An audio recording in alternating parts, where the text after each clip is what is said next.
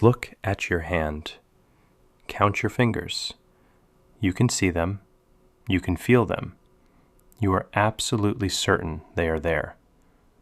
You shouldn't be. From inside your own head, you cannot prove a single one of those fingers actually exists. The same goes for the room around you. Find one piece of hard evidence that what you are experiencing right now is reality and not a flawless, synthetic imitation.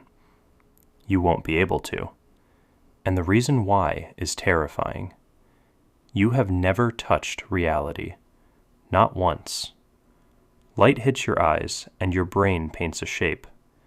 Air vibrates and your brain invents sound.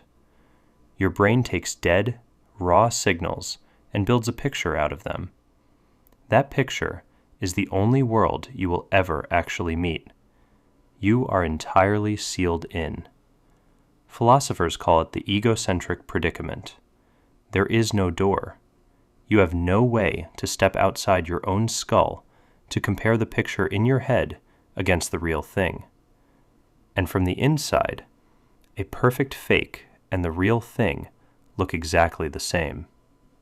You already survive this every night. When you dream, the ground drops, your teeth crumble, you try to run through wet cement, and while it happens, you never once stop to think it is a lie. Inside the dream, that is just how the world works.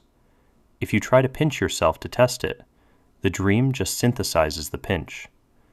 You only realize it was an illusion after you wake up. So, here is the brutal question.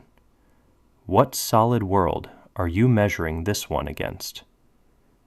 In 1981, philosopher Hilary Putnam designed a nightmare you cannot escape. Picture a brain floating in a tank of fluid. It is kept alive, wired directly into a supercomputer. The machine feeds it electrical signals, the exact signals a real body would send. The bitter taste of coffee, the heavy weight of a blanket, the smiling face of someone it loves. That brain would live an entire, vivid life. It would have a childhood, a hometown, a name, and it would have absolutely no way to discover the tank. Every test it ran, every glance down at its own hands, would just be more code sent by the machine.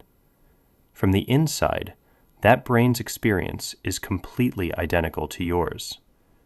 You cannot rule out that the body you think you are sitting in is just one more signal arriving right on time. And the math does not flatter you. In 2003, Oxford's Nick Bostrom pointed out a devastating logic trap. If a civilization ever becomes advanced enough to simulate conscious minds, they won't run that simulation once. They will run millions of them. They will build entire universes inside machines. If this happens even once, then simulated minds outnumber flesh and blood minds by 1 billion to 1. Statistically, you are the simulation. The physics even matches. Our reality seems to have a minimum possible size, a scale where distance stops making sense, exactly the way an image breaks down into pixels when you zoom in.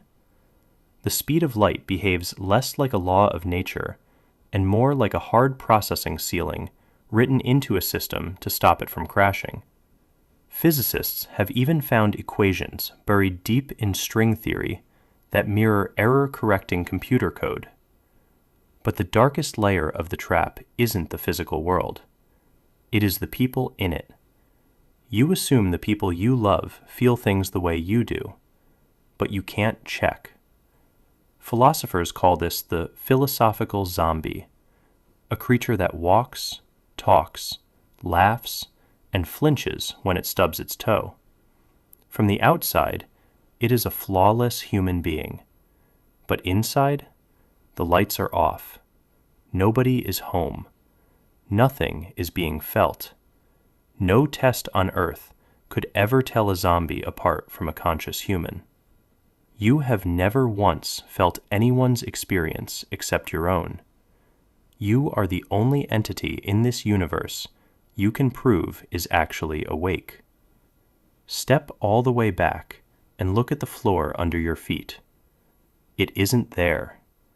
Every belief you hold is propped up by another belief.